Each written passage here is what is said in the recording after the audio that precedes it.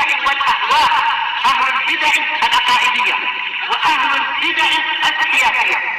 نقول بيننا وبينكم السلف، بيننا وبينكم الكتب، كان فيقول البدع بيننا وبينكم. الحمد لله رب العالمين، والصلاة والسلام على رسوله الأمين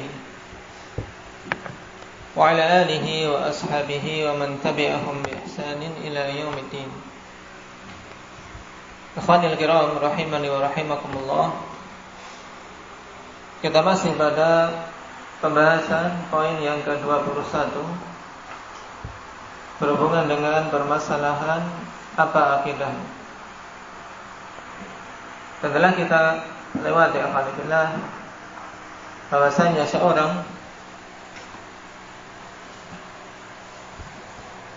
untuk bisa menjawab pertanyaan ini dengan benar ketika ditanya apa akidah, namun tidak cukup hanya sekadar mengatakan ana muslim. Kenapa? Dikarenakan Rasulullah SAW telah mengkhabarkan adanya perpecahan umat, di mana umat terbagi menjadi 73 golongan. Dan Rasulullah SAW mengatakan kulluha finnar illa wahidah, semuanya di neraka kecuali satu golongan saja. Maka berarti butuh seorang muslim bersungguh-sungguh dalam usaha agar bisa termasuk dari satu golongan yang selamat tersebut. Dan Rasulullah SAW telah mengkhabarkan siapa yang selamat ini, yaitu ma ana alaihi al-yawma wa ashabi. Nah, yaitu siapa saja yang berada di atas perkara yang aku berada di atasnya saat ini, demikian pula para sahabatku.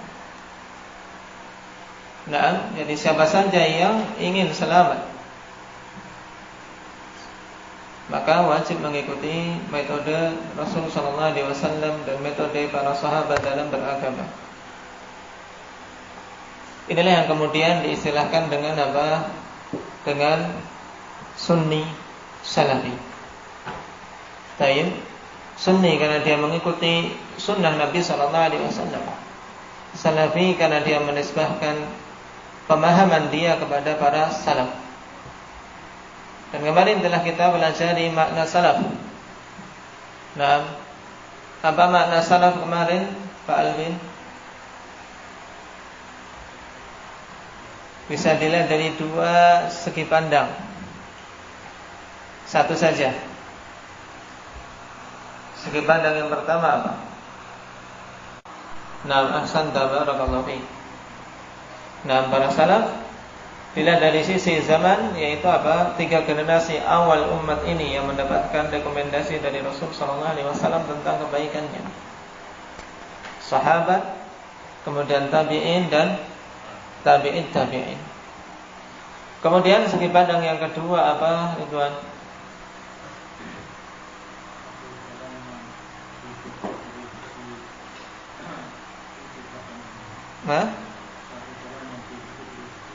Nah, yaitu salaf. Nah, dia dari sisi sebagai suatu manhaj. Nah, yaitu suatu jalan yang diikuti. Maka yang dimaksud dengan salaf di sini apa?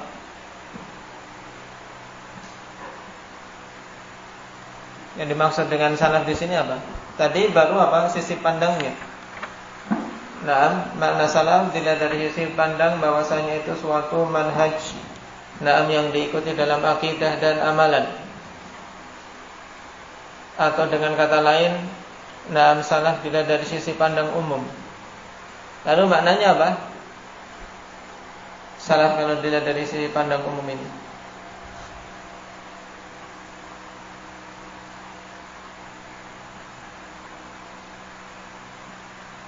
Maknanya apa? Apa Zaid?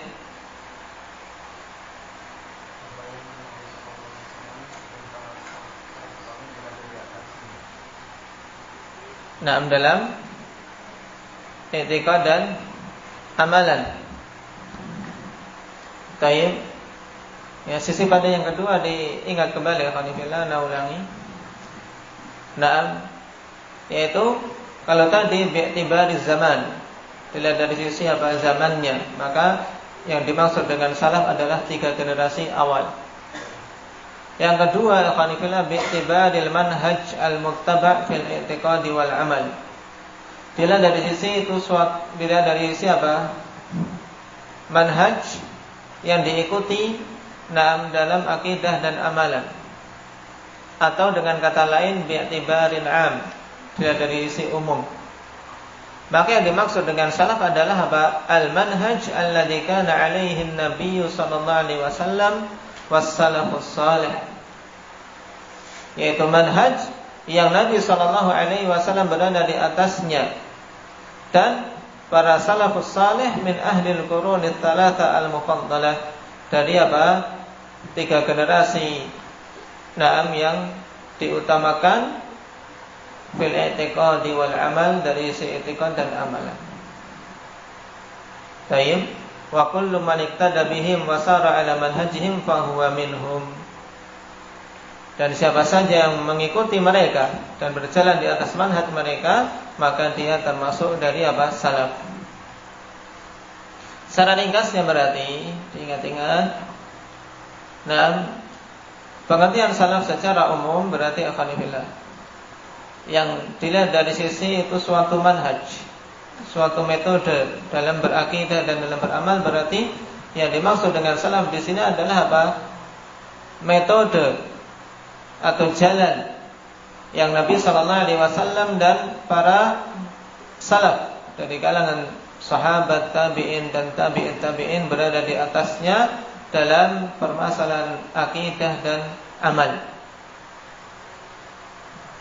Sehingga siapa saja mengikuti jalan mereka, maka dialah salafi. Baik. Sehingga jangan rancu. Dengan apa syubhat sebagian orang, mana ada sekarang salafi? Karena salaf ya sudah selesai generasinya. 3 generasi yang awal. Maka kita katakan yang dimaksud di sini nisbah kepada manhajnya, nisbah kepada metode mereka dalam beragama. Baik, semoga dipahami dengan baik ini. Dan kemudian kita telah mengambil dalil-dalil dari Al-Quran. Nah, sekarang kita masuk pada dalil dari Al-Hadits tentang wajibnya seorang berakidah salaf. Wa hadithul Irbad bin Sariyah radhiyallahu anhu qala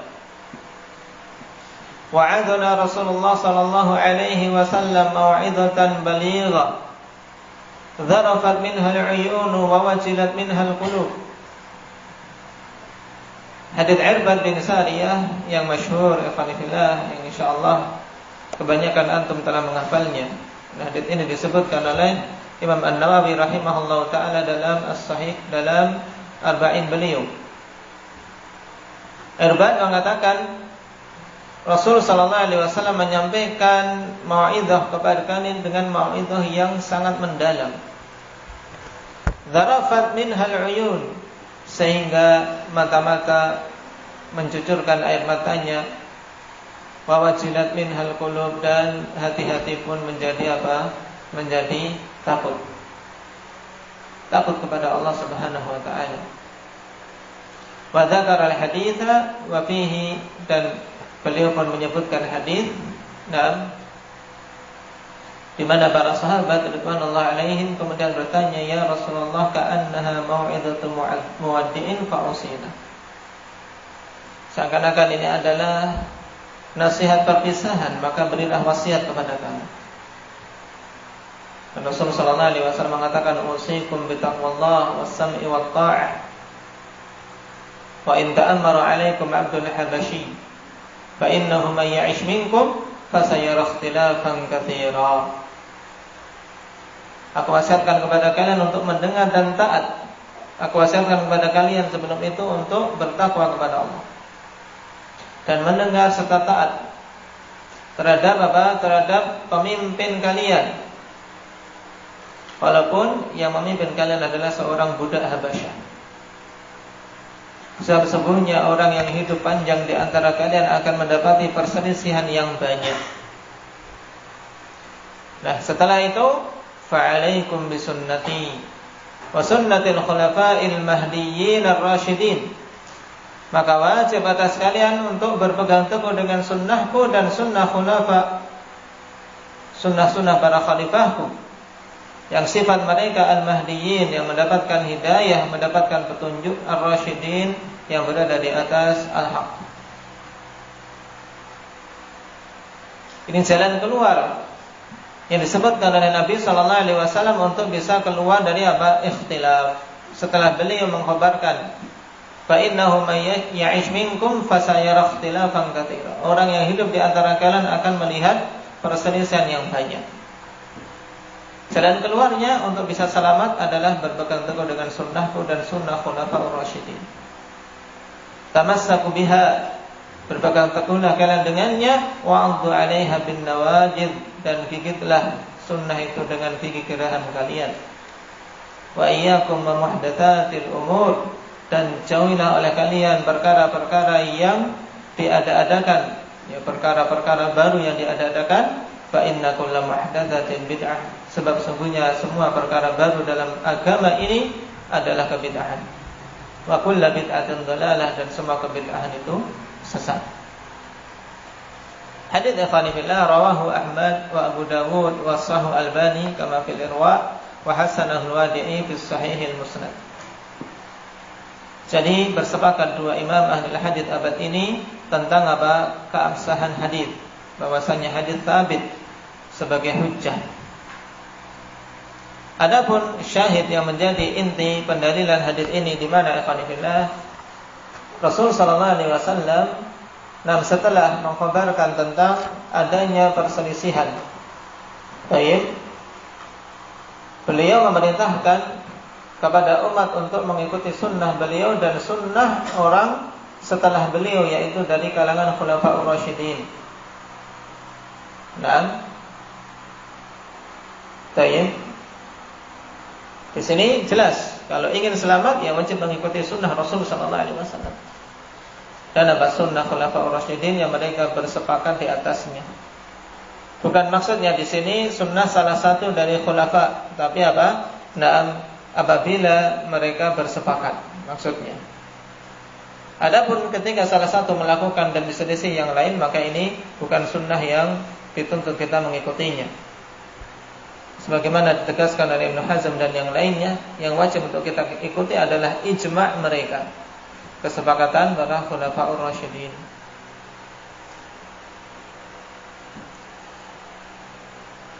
Kemudian dalil yang lain dari as-sunnah yang dulu telah disebutkan juga, naam, taib, yaitu hadis Abdullah bin Mas'ud radhiyallahu anhu. Hadis Abdullah bin Mas'ud yang hendaknya ditambahkan dan alhamdulillah, karena ini juga dalil penting tentang apa? Tentang wajibnya mengikuti manhaj salaf. Bahkan ini menjadi pokok untuk mengetahui siapa itu salaf yang hendaknya kita mengikutinya. Yaitu sabda Nabi sallallahu alaihi wasallam, khairun nasi qarni, tsumma alladziina yalunahum, tsumma alladziina yalunahum. Sebaik-baik generasi, sebaik-baik manusia adalah generasiku, kemudian generasi setelah mereka yaitu tabi'in, kemudian generasi setelah mereka yaitu atba'ut tabi'in.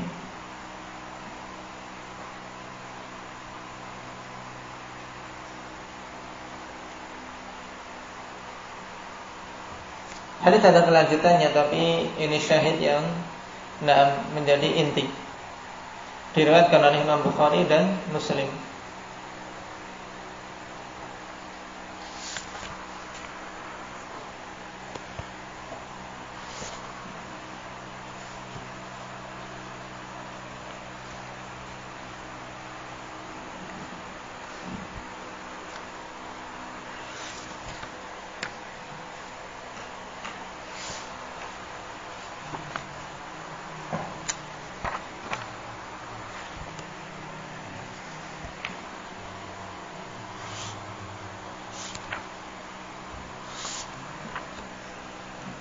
Dan hadis yang ketiga yang sangat berhubungan dengan masalah ini juga, yaitu hadithul iftiraq.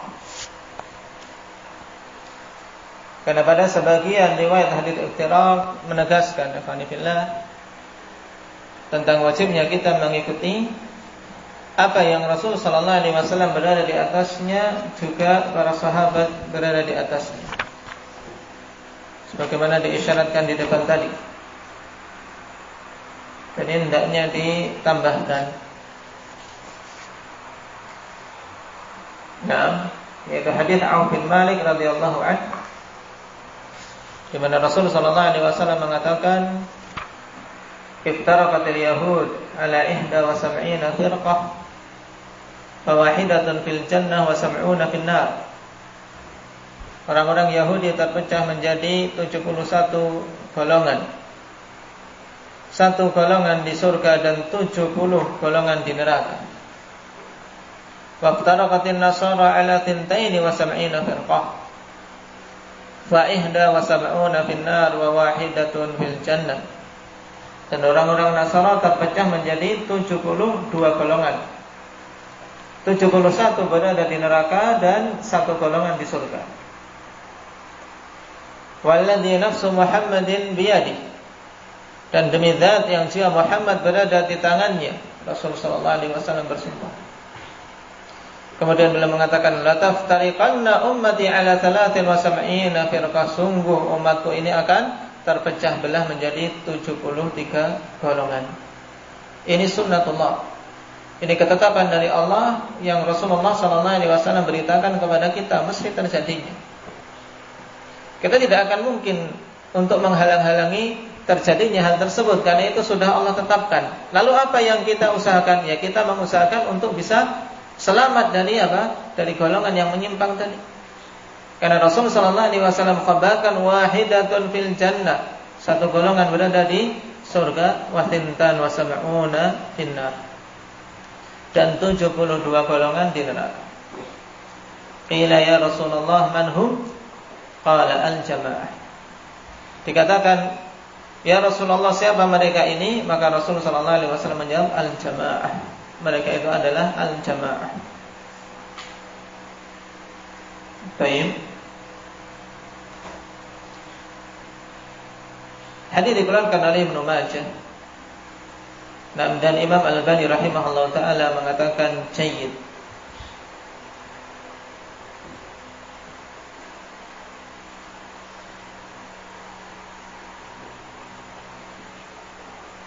Dan hadis juga datang alhamdulillah dari sahabat yang lain, dari Anas bin Malik, juga dalam Sunan Ibnu Majah. Dan di mana Rasulullah sallallahu alaihi wasallam mengatakan sebagaimana disebutkan tadi. Nah, cuman dalam riwayat Al-Ajurri dengan lafaz yang lain, kulluha finnar illa as-sawad al-a'dham. Semuanya berada di neraka kecuali as-sawadul a'dham, ganti dari al-jamaah.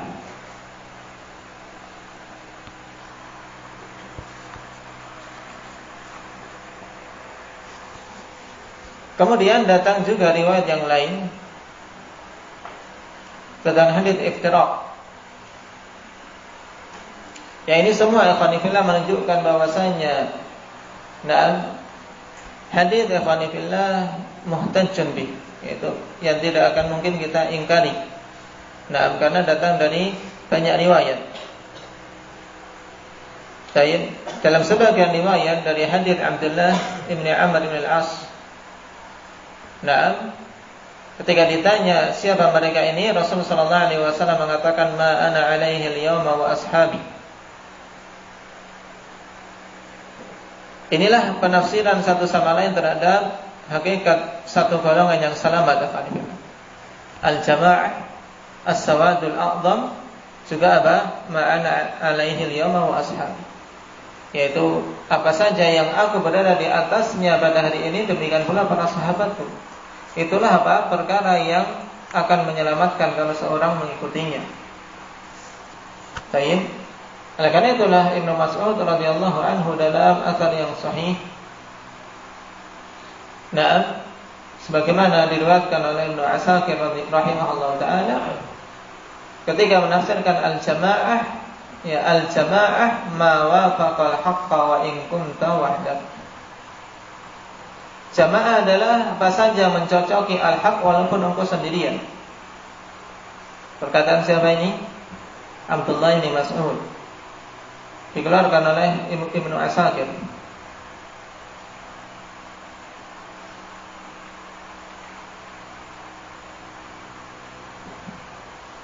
Dan dalam riwayat Al-Khatib, al-jamaah ahlul haqqi wa in kunta wahdak. Jamaah itu adalah ahlul haq, yaitu orang-orang yang berada di atas al-haq walaupun engkau sendirian. Dan dalam riwayat yang lain, al-jamaah al-kitab wa sunnah wa in kunta wahdak. Jamaah itu adalah al-kitab wa sunnah walaupun engkau sendirian. Riwayat ini semuanya saling menguatkan bahwasanya inti mereka-mereka yang akan selamat afanillah dari sekian banyak golongan-golongan yang ada. Karena satu golongan dari 73 golongan. Maka wajib kita bersungguh-sungguh afanillah setelah tahu jalannya. Jalannya adalah dengan mengikuti Alkitab was sunnah. Dan dalam memahaminya mengikuti pemahaman para sahabat, para tabi'in dan tabi'in, yaitu pemahaman para salaf. Naam, dan siapa saja yang mengikuti metode mereka dalam memahami Alkitab was sunnah. Wajib untuk kita berjalan di atas hal tersebut jika kita ingin selamat. Naam. Oleh karena itulah Syekhul Islam Ibnu Taimiyah rahimahullah taala menegaskan la aiba 'ala man anhara madhhab as-salaf wa intasaba ilaih. Tidak ada aib atas siapa saja yang menampakkan mazhab salaf dan menisbahkan diri kepadanya. Wa'taza ilaihi bal yajibu qabulu dzalika minhu bil ittifaq. Fa inna madhhab as-salafi la yakunu illa haqqan. Bahkan wajib untuk menerima yang demikian itu berdasarkan kesepakatan para ulama. Sebab madhab salaf tidaklah ada kecuali kebenaran. Baik. Karena mereka hakikatnya menyeru kepada Islam yang hak, Islam yang murni, Islam yang dibawa oleh Nabi sallallahu alaihi wasallam. Ya, itulah hakikat manhaj salaf ini. Sehingga hakikatnya menyeru kepada Islam, bukan menyeru kepada organisasi, bukan menyeru kepada partai, bukan menyeru kepada kelompok tertentu. Salafiyun bukan kelompok. Ini wajib kita pahami dengan baik. Salafiyun ya, mereka lah kaum muslimin yang sebenarnya. Kaum muslimin yang sebenarnya. Islam yang hak, Islam yang murni. Karena seruan mereka ikhwanillah adalah agar kaum muslimin kembali kepada Al-Quran dan Sunnah dengan pemahaman yang benar, yaitu pemahaman salaful ummah ridwanullah alaihim. Dalil-dalil tambahan ini alhamdulillah dipahami dengan baik. Adapun para banin dan banat, anak-anak, kalau memahami apa yang disebutkan dalam kitab maka khair. Tapi bagi thalabah yang sudah besar tentunya hendaknya tambahan-tambahan tadi tetap dihafal. Pemahaman mendasar alhamdulillah. Untuk kita kalau kita menyeru ke manhaj salaf ya harus betul-betul paham. Jangan sampai ketika ditanya kebingungan, kelabakan sehingga mendatangkan jawaban yang malah membingungkan manusia atau menimbulkan salah persepsi tentang manhaj yang hak ini. Nasallallahu at-taufiq wa sadad walhamdulillahirabbil alamin.